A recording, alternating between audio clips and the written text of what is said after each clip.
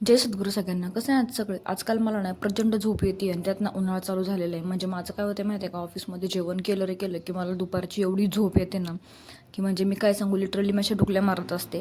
पण मग शेवटी काम तर केलंच पाहिजे. आणि घरी असलं ना तरी माझं असंच होतं, म्हणजे जेवण वगैरे केलं की निवांत असं पहिलं असं होतं की मला मी झोपते कधी.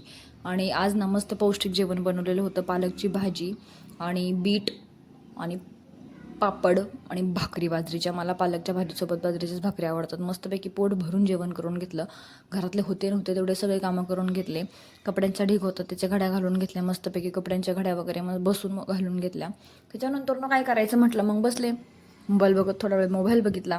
आणि त्याच्यानंतर जी मी ताणून दिली आहे तर काय सांगू. मी उठले किती वाजता माझं मलाच माहिती नाही, मी 6-7 वाजता उठले. कारण असंच होतं प्रेग्नन्सीमध्ये. तुम्हाला पण होतं का असं मला सांगा, की प्रेग्नन्सीमध्ये झोप येते का तुम्हाला पण? नक्की सांगा. तर चला, बाय.